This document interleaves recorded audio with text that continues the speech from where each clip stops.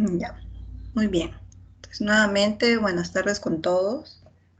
Vamos a dar inicio a la clase teórica programada para el día de hoy, que es sobre pruebas diagnósticas para sepsis. ¿Me confirman, por favor, si todos visualizan y escuchan bien?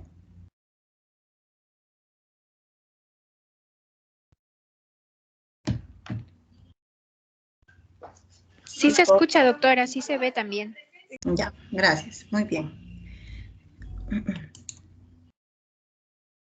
Entonces vamos a empezar con una pequeña parte introductoria con respecto a definiciones, cuadro clínico, antes de hablar en sí de las pruebas laboratoriales. ¿Ya? Entonces, para que recordemos sobre la historia de la sepsis, ¿no? Este término fue introducido en la medicina por Hipócrates desde el siglo IV a.C., ¿no? Cuando empieza a reconocerse lo que es la descomposición de la carne en las heridas, ¿no? Que se infectaban.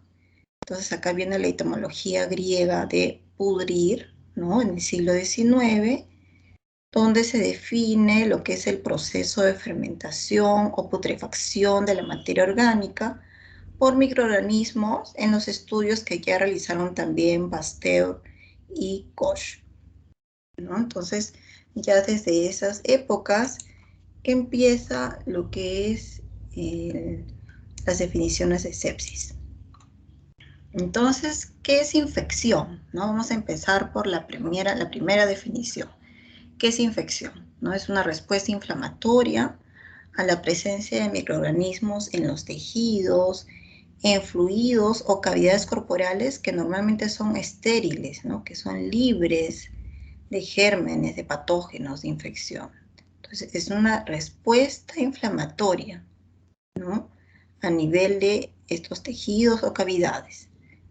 Ahora, ¿qué es una infección confirmada microbiológicamente?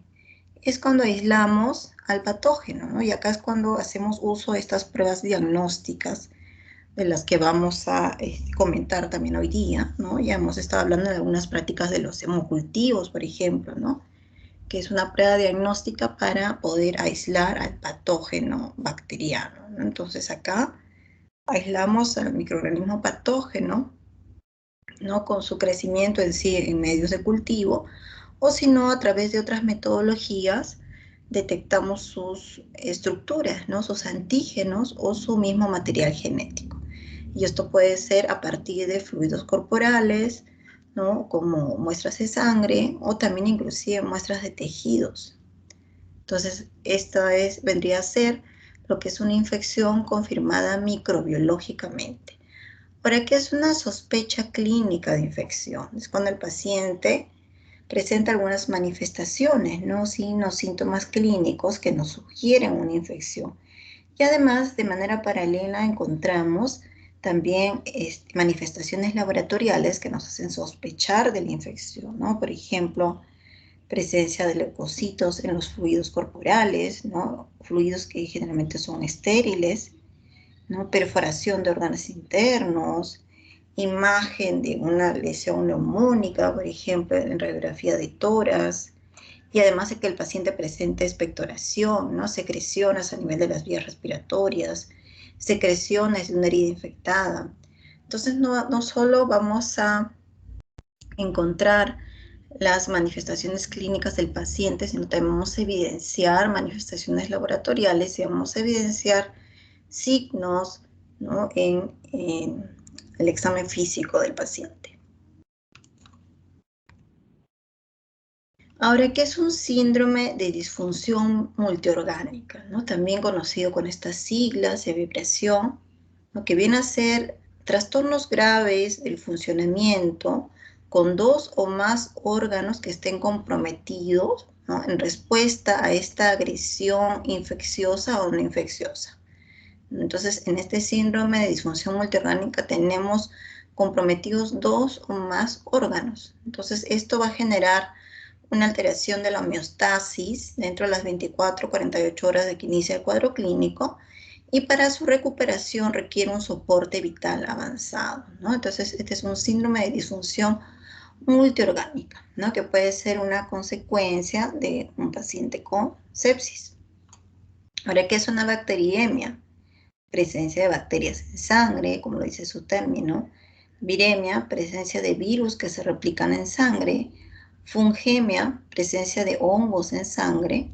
¿No? Estos tres tipos de agentes patógenos pueden generar sepsis en un paciente, ¿no?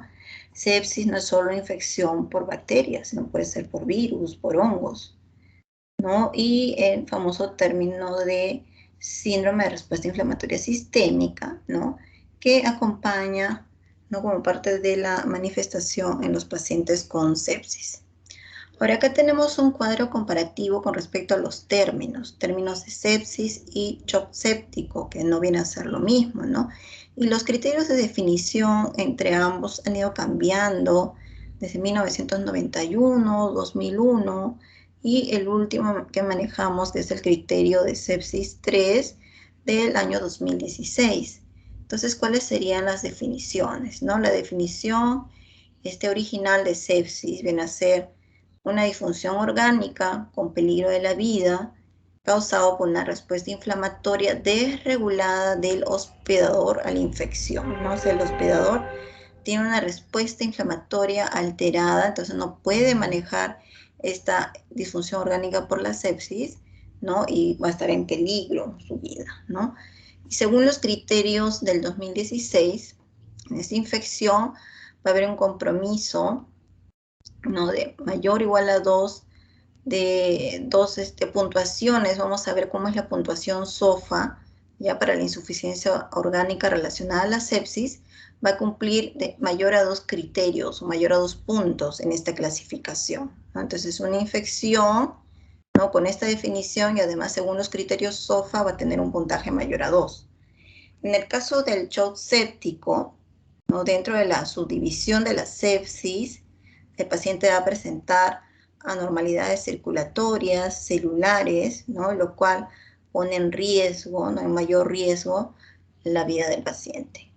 Acá se va a tener una infección documentada, ¿no? Y además el paciente va a recibir un tratamiento necesario para que mantenga una presión arterial media mayor o igual a 65 milímetros por mercurio y un lactato sérico mayor de 2 milimoles por litro, ¿no? Entonces, el paciente, estar en esta condición de shock séptico, necesita esta medicación para tener estos valores controlados, ¿no? A pesar de que ya está recibiendo una terapéutica adecuada.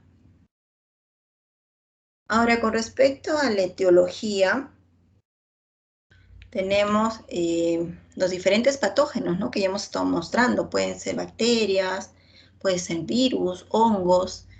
Dentro de los agentes etiológicos, lo más común es que sea por gérmenes, ¿no? Y acá tenemos al grupo grande de gram positivos y gram negativos, ¿no? Y un 30% de estos patógenos, agentes etiológicos, puede ser desconocido, ¿no? Ahora, el principal examen laboratorial que se solicita para poder aislar estos agentes bacterianos es el hemocultivo, ¿no? Donde vamos a encontrar una positividad entre el 30 y 60% en pacientes con sepsis y una positividad entre el 60 y 80% en los pacientes con shock séptico.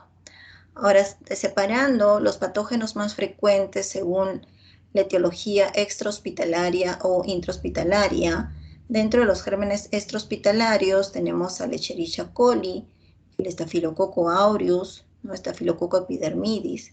Dentro de los nosocomiales tenemos Staphylococcus epidermidis, Staphylococcus aureus, Escherichia coli, enterococo, enterobacter, pseudomonas, muy frecuente la pseudomonas en pacientes por infección intrahospitalaria, y la cándida, ¿no? Dentro del grupo de hongos. Ahora, ¿cuáles son los focos iniciales para que el paciente desarrolle la sepsis? Generalmente, todo parte de un foco urinario, foco respiratorio, una infección abdominal, infección de una herida, ¿no? Es muy frecuente que los pacientes, por ejemplo, que están con larga estancia hospitalaria hagan escaras, ¿no? Estas úlceras por decúbito, ¿no? Y a nivel de estas heridas empiece la infección, ¿no? O sea, el punto de entrada o el foco. También por los catéteres, ¿no? Pacientes con larga estancia que están usando catéteres venosos centrales, catéteres para el ingreso de suero, destroza, o catéteres vesicales, ¿no? Vienen a ser los focos de ingreso para estas infecciones. Ahora, ¿cómo es la mortalidad en estos pacientes con sepsis, ¿no? Va a estar en un porcentaje entre el 20 a 50%, y en los pacientes que son mayores a 65 años, esta mortalidad sube hasta en un 60%. ¿Cuáles vienen a ser los factores de riesgo? La prevalencia de sepsis en los pacientes con UCI, ¿no? Se va a dar en aquellos que van a presentar más riesgo para hacer la sepsis, son aquellos que tienen infección de tipo respiratoria y infección de partida abdominal. Dentro del grupo de los pacientes quirúrgicos que han sido sometidos a cirugía de emergencia, en aquellos que han tenido infección intraabdominal, ¿no? Principalmente por perforaciones colónicas, ¿no? Peritonitis, ¿no? Cirugías de emergencia, son aquellos que pueden desarrollar sepsis, ¿no? Entonces tenemos dos grupos, pacientes de la UCI, pacientes quirúrgicos. Ahora, ¿cuáles son los factores de riesgo para mortalidad por sepsis? Mortalidad, un paciente que ya tiene diagnóstico de sepsis, edad mayor a 60 años, necesidad de cirugía en emergencia y presencia de comorbilidades, ¿no? Pacientes que ya tengan enfermedades crónicas, como pacientes hipertensos, diabéticos, pacientes con enfermedades autoinmunes, pacientes con neoplasias, ¿no? Entonces, son pacientes que tienen mayor factor de riesgo para mortalidad. Ahora, también tenemos causas de sepsis en este grupo grande de pacientes obstétricos, ¿no? Las pacientes obstétricas no solamente, entonces tenemos pacientes de medicina, de cirugía, de la UCI en general, sino también pacientes de obstetricia. Y acá dentro de las causas obstétricas, para el desarrollo de sepsis tenemos a la cabeza la corionionitis, leuendometritis, aborto séptico, ¿no? Infección de la episiotomía, de la herida quirúrgica o una tromboflebitis pélvica, ¿no? Entonces estas serían las causas más frecuentes de sepsis, pero dentro del grupo de obstetricia. Ahora, hablando un poco de los datos epidemiológicos, según la Global Sepsis Alliance, consideran que de 27 a 30 millones de personas cada año padecen de sepsis. 27 a 30 millones anualmente, ¿no? Y esta mortalidad de sepsis en este grupo de pacientes va a estar asociado, va a depender de la zona geográfica y varía en un porcentaje del 15 al 50%, ¿no?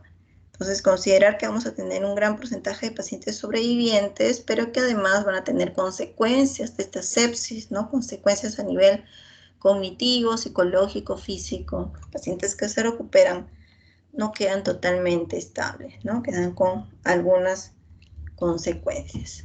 Ahora, en lo que respecta a los países en vías de desarrollo como el nuestro, la mortalidad por infecciones va a ser 3 a 4 veces superior en comparación a los países desarrollados, ¿no? Entonces tenemos mayor mortalidad de 3 a 4 veces más en comparación a un país desarrollado.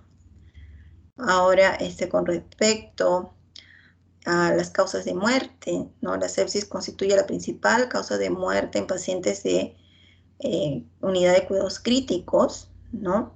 Y en lo que es los pacientes quirúrgicos equivale a la tercera parte, ¿no? Pero en los pacientes de la UCI es la principal causa de sepsis.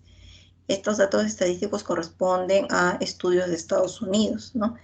Y en los hospitales del Perú, la tasa de mortalidad varía entre lo que es 25 hasta el 40%, ¿no? La tasa de mortalidad. Y también va a depender pues del factor de riesgo o de las comorbilidades de los pacientes que están en este estudio.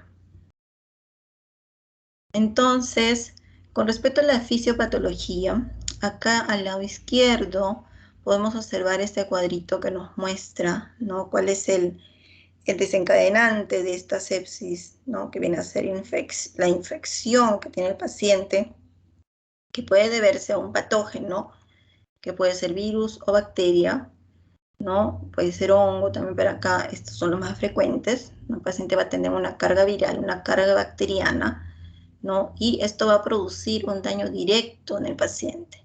Si el paciente tiene una respuesta mal controlada, no hay una buena regulación, su respuesta del sistema inmune, su respuesta inflamatoria no es la correcta, no es la adecuada, va a desarrollar un cuadro de sepsis.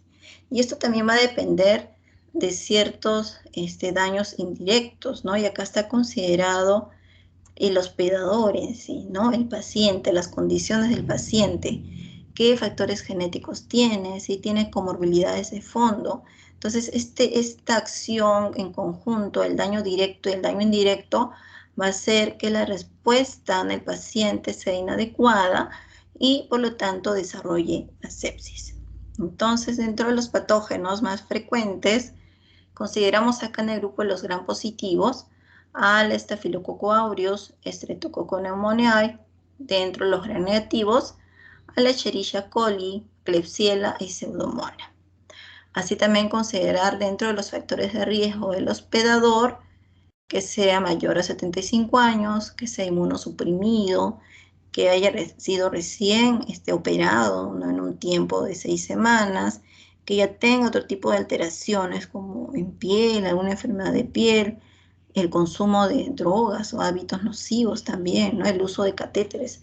Todos esos son factores de riesgo para el paciente.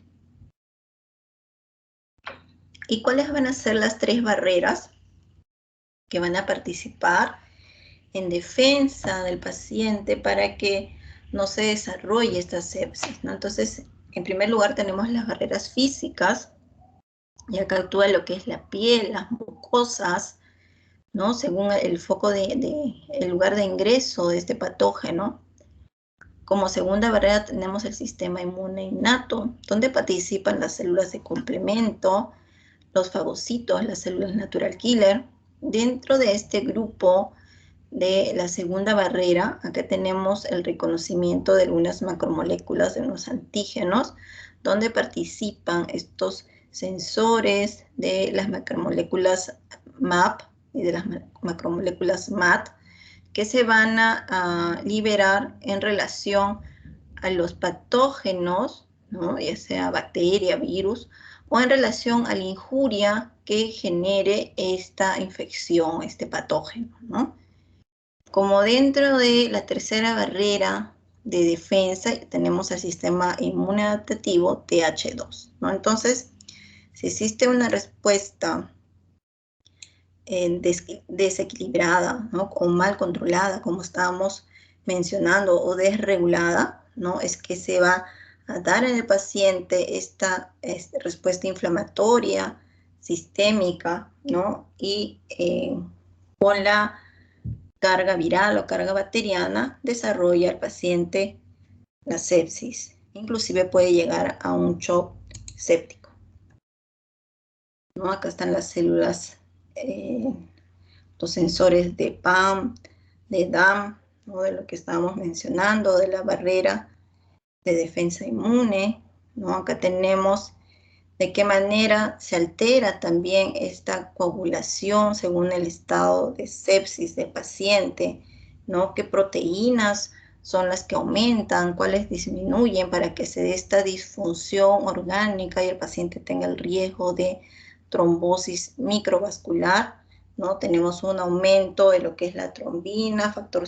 tisular, factor de von Willebrand, endotelina, una disminución de los anticoagulantes, de la proteína C, S, antitrombina, trombomodulina, óxido nítrico, ¿no? Y por lo tanto, va a existir un mayor riesgo se da una condición protrombótica, ¿no? El paciente tiene un riesgo de desarrollar trombosis. Ahora que tenemos los criterios diagnósticos o los parámetros para el CIRS, ¿no? Para el síndrome de respuesta inflamatoria sistémica. Acá tenemos 4 criterios, ¿no? Con puntaje de 1 cada uno. Si tenemos un paciente con temperatura mayor a 38 grados centígrados o menor a 36, tenemos un puntaje de 1. Paciente con frecuencia cardíaca mayor a 90 por minuto, también puntaje 1. También cuando hay compromiso de la frecuencia respiratoria mayor a 20 o de la presión de CO2 menor a 32, tenemos un puntaje de 1.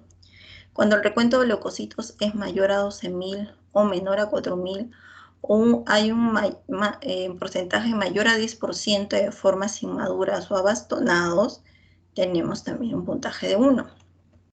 Entonces, ante este síndrome de respuesta inflamatoria sistémica, que vamos a tener un proceso de infección, ya sea por una cirugía, un traumatismo, una quemadura o cualquier otra situación que haya generado este proceso infeccioso, ¿no? El paciente puede desarrollar lo que es el cuadro de sepsis y también va a tener un riesgo de mortalidad según este criterio, según los criterios que cumplan, ¿no?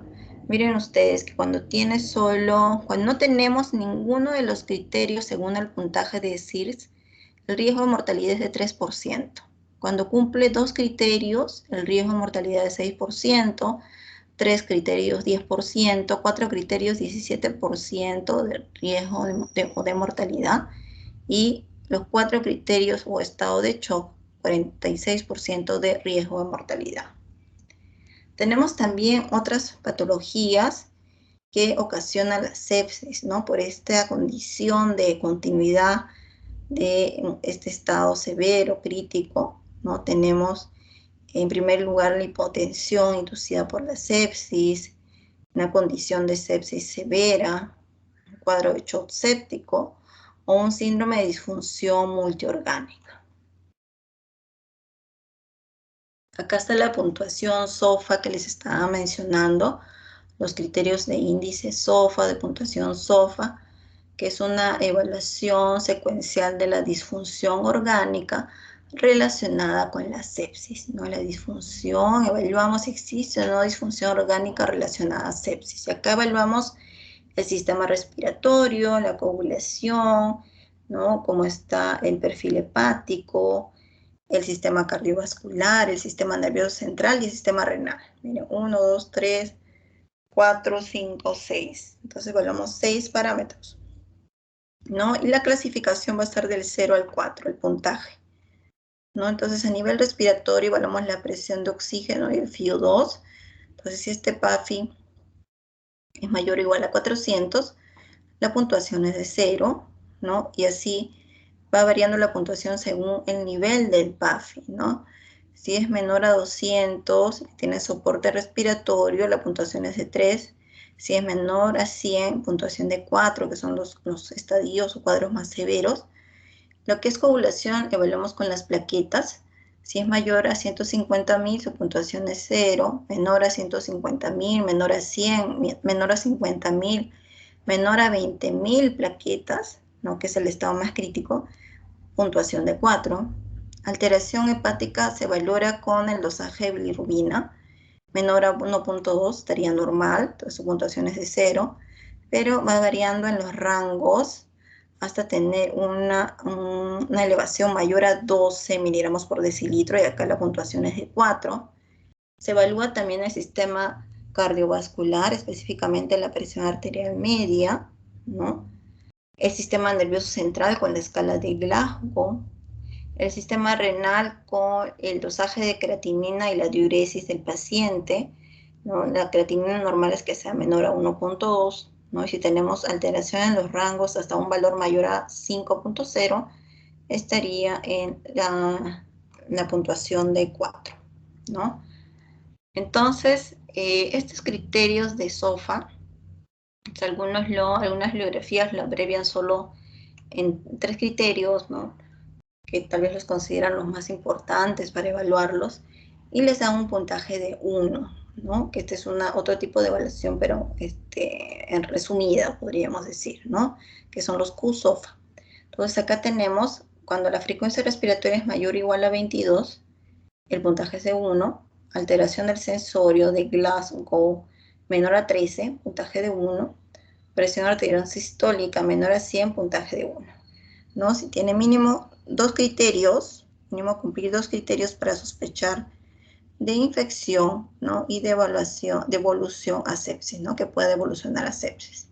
Entonces, evaluamos sus criterios, sospechamos o no sospechamos de SOFA, ¿no? Si cumple mayor o igual a 2 criterios, entonces sospechamos de sepsis y el paciente va a recibir una terapéutica de antibióticos, fluidoterapia con cristaloides, se toma toda una serie de pancultivos, ¿no? Cultivos y otros exámenes auxiliares, se busca todos los focos infecciosos, ¿no? Y si todavía no se sospecha de sepsis, solo de una respuesta inflamatoria sistémica, ¿no? Entonces, de la misma manera, ir evaluando, buscando los focos infecciosos, si existen el riesgo de sepsis, y según esto se solicita todos los exámenes auxiliares o cultivos que estábamos mencionando.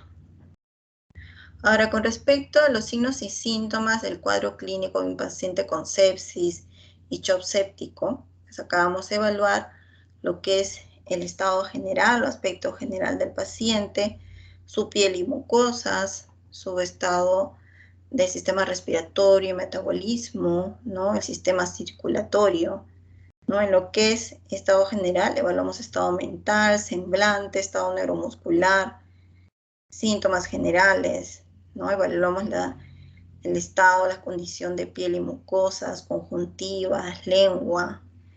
A nivel respiratorio, evaluamos cómo está su respiración, si está disneico, la frecuencia, ¿no? Si es irregular, la temperatura del paciente. En lo que es circulación, evaluamos sus venas superficiales, si se valoran que están colapsadas o normales, cómo están sus pulsos, los sonidos del corazón, el pulso radial. Ahora, con respecto al diagnóstico, se considera entonces criterios diagnósticos para el CIRS, ¿no? Parámetros del SOFA, del QSOFA, que hemos estado mostrando los cuadros de evaluación, ¿no?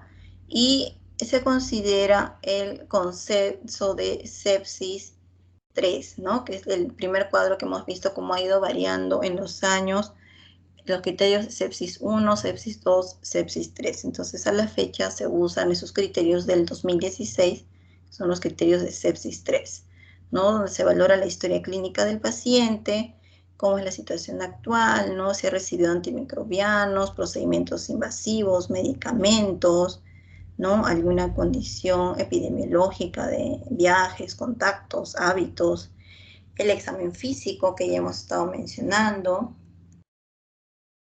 las pruebas laboratoriales, ¿no? Que es lo que nos interesa en esta asignatura. ¿Cómo vamos a identificar cuál ha sido la causa de la sepsis o del shock séptico que esté presentando el paciente? Entonces tenemos ciertos exámenes básicos que siempre se deben solicitar, ¿no? Como el hemograma, el dosaje de electrolitos o ionograma, el dosaje de urea, creatinina, pruebas de función hepática o perfil hepático, examen de orina, dosaje de amilasa y lipasa, el perfil de coagulación, enzimas cardíacas, dosaje de lactato, el análisis de gases arteriales, ¿no? Inclusive podemos dosar algunos fármacos o tóxicos según los hábitos del paciente, ¿no? Otro examen importante para poder identificar al agente patógeno es la tinción Gram, ¿no? La coloración Gram, que se utiliza para identificar a los gérmenes, bacterias comunes, ¿no? Se toma la muestra del foco infeccioso, ya sea una muestra de esputo, de orina, de sangre, de médula, de herida, se hace la tinción Gram y los cultivos correspondientes. Recordar que para el hemocultivo, como ya lo hemos visto en la parte práctica, siempre se recomienda extraer mínimo 2 muestras, ¿no? Una muestra es ninguna, siempre de 2 a más sets, ¿no? Porque si valoramos una sola muestra, podemos estar estudiando un contaminante, por ejemplo. Entonces, si tenemos de 2 a más sets, vamos a evaluar realmente lo que tenga el paciente, ¿no? Entonces, la muestra se extrae por venopunción y recordar también que en algunos casos pues, se pueden presentar un resultado contaminado, falso positivo, sobre todo cuando tenemos una toma de muestra inadecuada, ¿no? Entonces, ver siempre, estar vigilantes de que se cumpla el procedimiento, el protocolo de la recolección de una muestra con todas las medidas, ¿no?, de esterilidad, de asepsia, para que no se contamine la muestra. Entonces acá tenemos dos pasos o dos, dentro del protocolo de lo que vamos a evaluar, ¿no? Lo que es evaluación de la disfunción orgánica, de qué grado de disfunción orgánica tiene el paciente, y la evaluación de la severidad de la respuesta inflamatoria. Y para eso vamos a pedir exámenes para valorar la función renal, ¿no?, y ver si hay un compromiso de este órgano. Vamos a pedir creatinina, vamos a evaluar la diuresis del paciente. Para valorar si tiene disfunción hepática, podemos pedir un perfil hepático completo, o si no, un dosaje de bilirrubina total. Vamos a evaluar el examen de gases arteriales para ver si hay un desequilibrio ácido-base, si está en hipoxemia, ¿no? Podemos valorar si tiene o no acidosis metabólica. Vamos a pedir un dosaje de lactato. Vamos a valorar su estado de coagulación con un perfil de coagulación y evaluar el sedimento de orina. Entonces, con estos 6 parámetros, evaluamos si tiene algún grado de disfunción orgánica. ¿Y cómo evaluamos la severidad de la respuesta inflamatoria?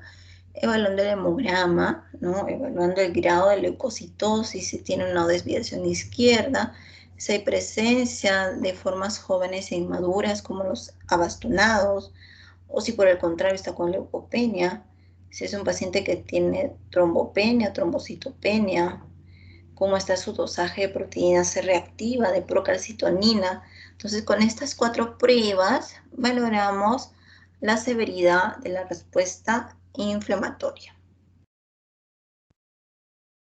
Y como estaba mencionando, tenemos las pruebas microbiológicas, ¿no?, donde les comentaba que en el caso de hemocultivo siempre debemos pedir más de 2 muestras, ¿no? Inclusive podemos pedir una muestra que sea extraída de vena periférica y otra del catéter central. Si el paciente está con un catéter venoso central, entonces tomamos un hemocultivo del catéter venoso central y el otro de muestra venosa periférica, ¿no? Es el ideal, tomar de ambos puntos. Eso es mucho mejor todavía. Y tomar sets completos, ¿no? Sets para estudio de gérmenes aerobios y anaerobios. Si tenemos otro foco sospechoso, un foco más específico, entonces tomamos una muestra de vía respiratoria, que puede ser una secreción bronquial, muestra de orina, de algún fluido corporal, ¿no? Según consideramos que es el foco de la sepsis. Si empieza todo de una meningitis, entonces tomaré líquido cefalorraquídeo, líquido pleural, ¿no? O hacemos un frotis o un cultivo de un exudado de herida. Todo depende de dónde esté el foco de la infección. Entonces también vamos a tener criterios diagnósticos tradicionales de una disfunción orgánica asociada a sepsis. Entonces acá el paciente presenta hipoperfusión tisular asociada a sepsis o disfunción orgánica o sistémica, ¿no? Y se va a presentar uno o más de las siguientes alteraciones que vamos a nombrar. Va a presentar hipotensión, que puede ser causada por la sepsis, concentración de lactato mayor a 2, diuresis menor a 0.5, ¿no?, en una medición de 2 horas. El PAFI que estábamos mencionando puede ser menor a 250 en el caso de que los pulmones no sean el foco infeccioso, y un PAFI menor a 200 si el compromiso es infeccioso, es pulmonar. Vamos a encontrar una creatinina mayor a 2 miligramos por decilitro, bilirrubina mayor a 2 miligramos, plaquetas menor a 100.000 y alteración de la coagulación con un INR mayor a 1.5, ¿no? Entonces esos son los criterios diagnósticos tradicionales que se asocian a sepsis con disfunción orgánica. Ahora vamos a tener un diagnóstico diferencial con otras patologías como infarto de miocardio, shock cardiogénico, hipovolémico, insuficiencia suprarrenal, aneurisma, ¿no? Son otros cuadros, otras condiciones que tal vez tienen algo de similitud, pero vienen a ser diagnósticos diferenciales. Entonces, una de las pruebas básicas que vamos a pedir de inicio es el hemograma, ¿no? Vamos a evaluar los leucocitos, si hay leucocitosis, si hay leucopenia. Entonces, el hemograma es un examen básico y está considerado dentro de los criterios del STIRS. Miren acá el cuarto criterio. El cuento de leucocitos mayor a 12.000 o menor a 4.000 y las formas inmaduras. Entonces, cuando hablamos de neutrofilia, cuando hay concentración periférica de neutrófilos, cuando hablamos de desviación izquierda, con un aumento de las formas neutrófilas jóvenes baciliformes, especialmente bastonados, superior al 12%. Entonces vamos a tener una diferencia entre lo que es desviación izquierda y desviación derecha, ¿no? Desviación izquierda, cuando la medición del leucocito, específicamente de las células abastonadas, ¿no? Es lo que va a predominar en el aumento. Y desviación derecha, cuando el porcentaje de linfocitos y monocitos es lo que se encuentra aumentado. Cuando los mononucleares, linfocitos, monocitos aumentan sobre los polimorfonucleares, esta es desviación derecha. Y cuando es a la inversa, es desviación izquierda. Entonces, en el hemograma, ¿qué signos de infección bacteriana podemos encontrar?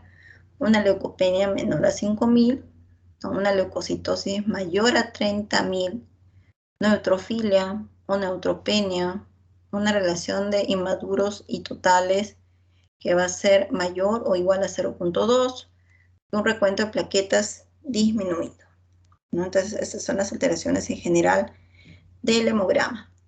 Habíamos mencionado ya dentro de los marcadores de respuesta inflamatoria sistémica, ¿no? En un paciente con sepsis viene a ser la procalcitonina, ¿no? Y este es un examen muy solicitado actualmente, ¿no? En esta época de pandemia de COVID, ¿no? Se ha solicitado esta prueba que tal vez no la realizaban muchos hospitales, ahora ya es una prueba mucho más accesible, ¿no? Porque en estos pacientes con COVID que tenían la infección viral, había que valorar en ellos si tenían una sobreinfección bacteriana. Y este es un marcador que me permite valorar si hay infección bacteriana, tiene esa especificidad. Entonces, este es un precursor polipeptídico de la calcitonina, una proteína sintetizada en la glándula tiroides y en las células neuroendocrinas del pulmón, ¿no? Y que va a aumentar su concentración en sangre entre las 2 a 6 horas, con su valor máximo o pico a las 12 a 36 horas, ¿no? Otro marcador muy bueno que le sigue la procalcitonina es la proteína C reactiva, ¿no? Este es un reactante de fase aguda que se sintetiza a nivel de los hepatocitos en respuesta también a un proceso infeccioso o inflamatorio. Entonces, este no es tan específico. Este se eleva ante un proceso infeccioso o inflamatorio. Este se eleva solo por infección bacteriana. Entonces, la proteína C reactiva tiene algo de limitación con respecto a su capacidad diagnóstica, ¿no? Entonces, acá tenemos el proceso de respuesta inflamatoria, la infección bacteriana y tenemos la positividad con la procalcitonina. Respuesta inflamatoria, infección viral, procalcitonina negativa. Entonces, esta procalcitonina solo se va a elevar por infección bacteriana, en presencia de infección bacteriana. Va a ser detectable ya desde las 2 a 4 horas, pero va a tener su pico máximo entre las 6 y 24 horas, con una vida media de 24 horas. La proteína C reactiva detectable recién entre las 6 y 12 horas, su pico a las 48 horas. Mire, demora 2 días para tener el pico de este marcador. En cambio, el pico de la procalcitonina es a las 6 horas, es un marcador precoz, ¿no? Marcador precoz. Su valor referencial normal menor a 0.05 nanogramos por mililitro. Y es específico de infecciones bacterianas, ¿no? Entonces, recordar esas características, ¿no? Que es un marcador precoz y es específico de las infecciones bacterianas. Entonces, acá tenemos a la derecha otro rango que también es muy útil para la interpretación. Si el valor es menor a 0.5, es una sepsis improbable, ¿no? Entonces, más probable es que no tenga sepsis, un paciente sano o una infección localizada. Si tenemos un rango entre 0.5 y 2 nanogramos por mililitro, es una sepsis probable, pero también por una infección bacteriana localizada. Si tenemos un valor de 2 a 10 nanogramos por mililitro, sepsis probable. Si es mayor a 10, ya se trata de una sepsis grave o un shock séptico, ¿no? Entonces, tenemos como que ese límite de corte, ¿no? Mayor a 10, sí o sí, sepsis grave, shock séptico. Entre 2 y 10, sepsis probable. Menor a eso, o es algo localizado o es un paciente sano. Y vamos a tener falsos negativos también, ¿no? Hemos dicho que es precoz, ¿no? Pero su pico es a las 6 horas. Entonces, si lo pedimos antes de eso, me puede salir un resultado falso negativo. Si la infección no es localizada, también me va a salir falso negativo. O sea, es una endocarditis, una infección bacteriana intracelular, entonces no voy a tener el aumento de la procalcitonina. O ya está recibiendo un tratamiento antibiótico, pues tampoco, ¿no? Entonces acá tenemos diferenciado las causas de los falsos positivos y de los falsos negativos, ¿no? Los falsos negativos, lo que estábamos mencionando, solicitarlo muy temprano, o si tiene una infección localizada, o si es una endocarditis. Falsos negativos. El otro marcador para sepsis que estábamos mencionando es la proteína C reactiva, ¿no? Es un reactante de fase aguda que se libera a nivel de los hepatocitos tras estimulación de la interleuquina 6 y la interleuquina 8, ¿no? Ante un proceso inflamatorio agudo. Y este marcador se eleva ante una infección vírica o bacteriana, ¿no? Entonces no tiene tan buena especificidad como la procalcitonina. Acá tenemos los rangos de interpretación. Si es menor a 3 miligramos por litro, es poco probable que sea una inflamación o infección. Si es de 3 a 10, es una inflamación o infección muy leve. Si es de 10 a 50, es una posible infección viral. Si es de 50 a 200, ya consideramos una probable infección bacteriana. Y si es mayor a 200, es un proceso inflamatorio grave o una infección grave, ¿no? Entonces, según esos rangos, podemos ir direccionando cuál es el diagnóstico en el paciente, ¿no? De 10 a 50, inflamación leve o infección viral. De 50 a 200, infección bacteriana o una inflamación considerable o significativa. Mayor a 200, infección bacteriana grave. El lactato, que también habíamos mencionado que es un buen marcador y sobre todo un marcador de lo que es hipoperfusión e hipoxia tisular. Entonces, este lactato viene del ácido láctico, ¿no? A nivel celular, su difusión al torrente sanguíneo y su eliminación a través de la neutralización, utilización celular en la formación de energía o conversión en sustratos energéticos. Este es un marcador indicativo de la relación entre el gasto energético y la capacidad oxidativa, ¿no? Y nos muestra alguna situación de desbalance energético oxidativo, ¿no? Ante una reacción de actividad física, hipoxia o isquemia. Por eso es el mejor biomarcador de hipoperfusión o de hipoxia tisular. Entonces, ¿cuál es su utilidad? Para valorar los pacientes con sepsis, sepsis grave, shock séptico. Es un marcador de inicio del tratamiento y de la gravedad. Nos permite monitorizar la respuesta al tratamiento. Su valor referencial normal es de 0.5 a 2.2 milimoles por litro, ¿no? Y si tenemos un valor mayor a 2.5, tenemos que estar en vigilancia. Es un predictor de mayor mortalidad. Si su valor es mayor a 4, ya es subjetivo de un shock, ¿no? Puede ser un shock séptico. Es un predictor de mayor mortalidad en este rango y sí o sí se debe iniciar tratamiento, ¿no? Entonces, considera estos rangos también, si está mayor a 2.5, si está mayor a 4, para la conducta con este tipo de pacientes. Tenemos también otros biomarcadores para sepsis que tal vez no sean muy asequibles, pero tenemos que conocerlos, no están tan accesibles en el mercado, pero existen y deben conocerlos, ¿no? Tenemos el BD-glucano, que es un marcador panfúngico, quiere decir para detección de infecciones por hongos, como cándida, aspergilosis. Su sensibilidad es mayor al 80%, pero tiene baja especificidad, pero es un marcador fúngico. Tenemos el galactomanano, también es un marcador para el aspergillus, ¿no? Entonces, también es otro marcador para hongos. La proadrenomodulina, ¿no? Biomarcador de enfermedad infecciosa, ¿no? Muy útil para cirrosis, infarto de miocardio. Entonces, utilidades para el diagnóstico de infección bacteriana frente a la vírica, para el diagnóstico de sepsis, predictor de bacteriemia, la proadrenomodulina. Tenemos la adenosina deaminasa o test de ADA, que es un marcador para tuberculosis, sobre todo para tuberculosis extrapulmonar, ¿no? Tenemos a las interleuquinas y dentro de estas la más utilizada, la interleuquina 6, que es una citoquina proinflamatoria, predictora de la inflamación de la infección, que nos permite distinguir entre sepsis y síndrome de respuesta inflamatoria sistémica, ¿no? Nos permite predecir el riesgo de mortalidad en el paciente, ¿no? La interleuquina 6.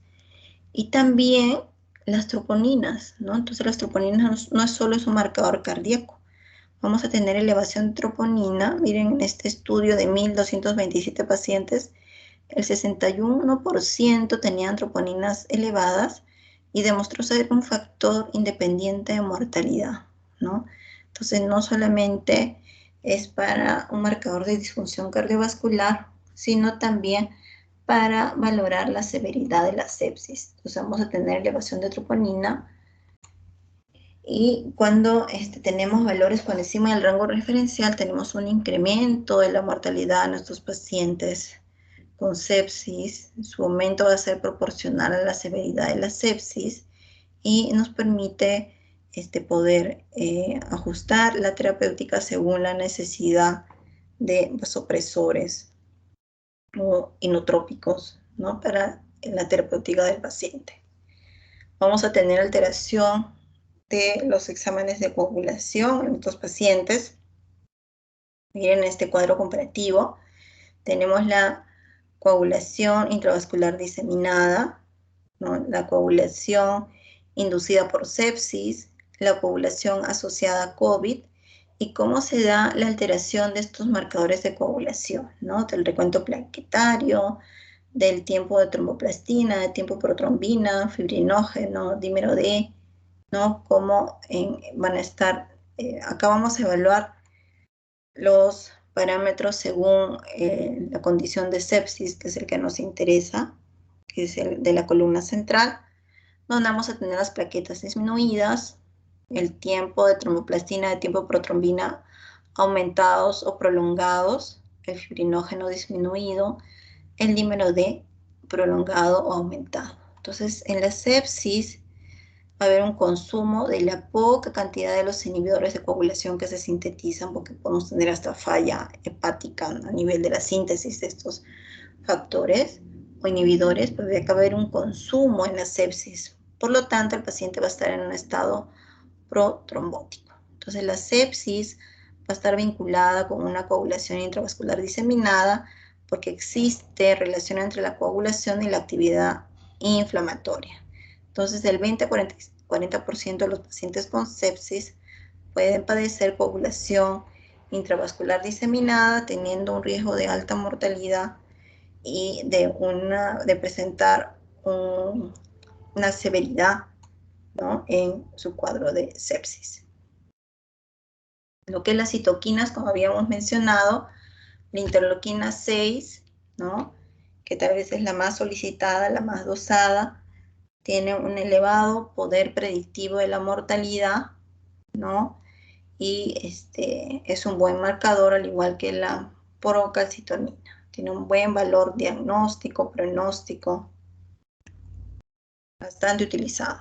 Acá tenemos un cuadro de todas las interleuquinas que podríamos solicitar, ¿no? Interleuquina 6, 8, factor de necrosis tumoral, cuál es su origen celular, cuál es su función, ¿no? Cuál es la posible, su posible participación en lo que es la fisiopatología de sepsis, ¿no? Entonces, en este cuadrito está bien tipificado según su grupo, según su intervención en lo que es la sepsis. Acá podemos observar un gráfico de esta curva o de la cinética de los biomarcadores de infección que hemos estado mencionando. No dijimos la interleuquina 6, bastante solicitado también ahora en esta época de pandemia para valorar a estos pacientes con sobreinfección, pacientes con su proceso de respuesta inflamatoria, esta cascada de citoquinas, para valorar su severidad de proceso inflamatorio, no solamente de una infección sobreagregada, sino de su proceso inflamatorio, solicitábamos mucho la interleuquina 6, ¿no? Más que estos marcadores de acá que tal vez no son tan accesibles. También utilizamos mucho la procalcitonina, ¿no? Y pues si no tuviéramos ninguno de estos, la proteína C reactiva también, muy buen marcador, ¿no? A pesar de que su pico es solo a 48 horas, pero también tener una buena elevación nos permite hacer un buen seguimiento al paciente, ¿no? Entonces tenemos ese cuadrito de los diferentes biomarcadores de infección que podemos solicitar. El hemocultivo que ya hemos mencionado, que es la prueba gold estándar para poder aislar el agente patógeno, ¿no? Acá muy importante cómo se realice la toma de muestra. Acá tenemos los agentes, los patógenos aislados según un servicio de medicina o de UCI. Esto es de un estudio acá en la Clínica Delgado en el año 2018. Miren a la cabeza, lo que se aisló fue Escherichia coli, ¿no? A diferencia de unidad de cuidados intensivos, donde el de mayor frecuencia fue la pseudomonas. Entonces, diferencia entre un servicio de medicina y un servicio de UCI, ¿no? En medicina, a la cabeza está la Escherichia coli, que tal vez es menos, menos agresivo, a diferencia de la pseudomonas, que va a ser más resistente, ¿no? Las condiciones de la toma de muestra, que ya hemos hablado mucho en las prácticas que hemos realizado, ¿no? En las unidades anteriores, ¿no? Cómo se toma la muestra con el torniquete, el protocolo del uso del IVP, de los guantes, que no debemos volver a palpar la zona de punción, los frasquitos de hemocultivo que utilizamos, el volumen, ¿no? Recuerden que siempre tenemos que homogenizar porque se mezcla con el anticoagulante que tienen el frasco en la parte interior. A la fecha de casi todos los laboratorios utilizamos equipos automatizados, ¿no? Y esperar solo el crecimiento. Acá tenemos un cuadro que tal vez nos muestra en este estudio, según este estudio, cuáles fueron los mejores biomarcadores de sepsis, ¿no? Pero es este estudio de este hospital de Cuba del 2020, ¿no? Nuestra realidad tal vez sea algo similar, no va a ser totalmente igual, no siempre vamos a tener a disposición los mismos biomarcadores porque depende del lugar o el establecimiento donde esté el paciente, ¿no? Pero acá utilizaron biomarcadores clásicos, como es el lactato, que lo valoramos en un examen de gases arteriales, la proteína C reactiva, que también contamos en casi todos los hospitales, hematocrito, tiempo de protrombina, ¿no? Donde consideraron que estos biomarcadores fueron los de mayor sensibilidad, ¿no? Para evaluar a un paciente con sepsis. Entonces, como conclusiones, que la definición y los criterios diagnósticos de sepsis se han ido modificando según el primer cuadro que les mostré de los diferentes consensos, fue variando del 1991 a la fecha, 2016, que se usan los criterios de sepsis 3, ¿no? Que fue de último consenso, ¿no? Son los que se usan a la fecha según las diferencias de sepsis y shock séptico. Que la sepsis es una disfunción orgánica potencialmente mortal causada por una respuesta desregulada del huésped a la infección que supone una amenaza para la supervivencia. Se sigue utilizando los criterios de síndrome de respuesta inflamatoria sistémica, el SIRS, y la puntuación SOFA, ¿no? Para valorar el pronóstico del paciente. La elevación de los leucocitos es frecuente, pero no es patognomónico. La procalcitonina es un marcador precoz, sensible, específico de una infección bacteriana y de sepsis. Muy buen marcador. El lactato es un marcador de hipoperfusión y de hipoxia tisular, importante para valorar la sepsis y shock séptico. Y los biomarcadores clásicos vienen a ser el lactato, la proteína C reactiva, el hematocrito, el tiempo de protrombina, que según el estudio que les mostré son los de mayor sensibilidad a la fecha, ¿no? Y eso sería todo con respecto a nuestra clase del día de hoy. No sé si tenemos alguna pregunta, chicos.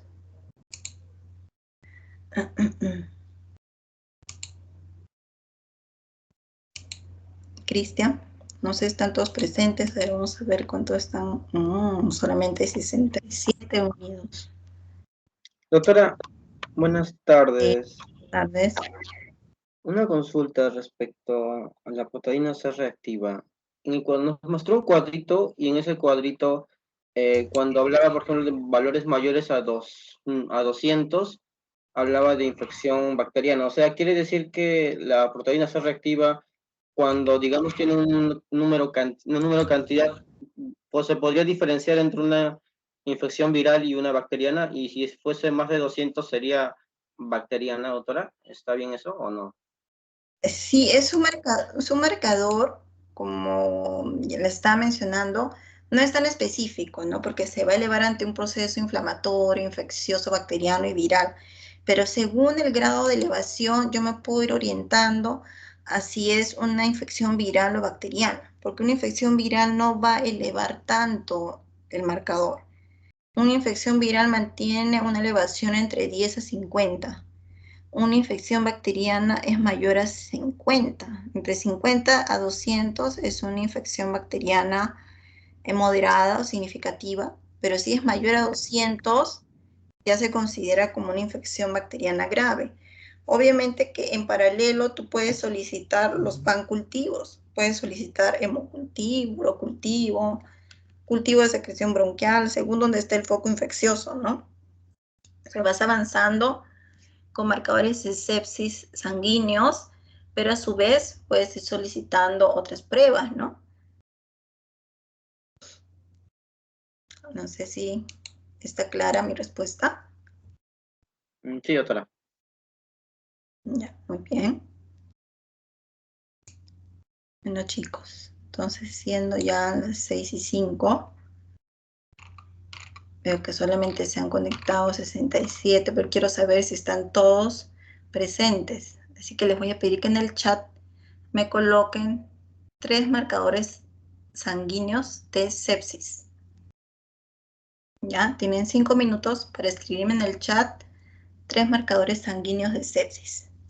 Y con eso estaríamos concluyendo nuestra clase teórica del día de hoy. En unos instantes ya se las estoy subiendo a la plataforma. Ya, eso sería todo para el día de hoy. Que tengan buenas tardes. Les agradezco por su participación. Hasta luego. 5 minutitos, espero sus respuestas. Cristian, Ok, avísales a tus doctora. compañeros. Sí. Ya, doctora, muchas Gracias. gracias. Hasta luego. Hasta luego, doctora.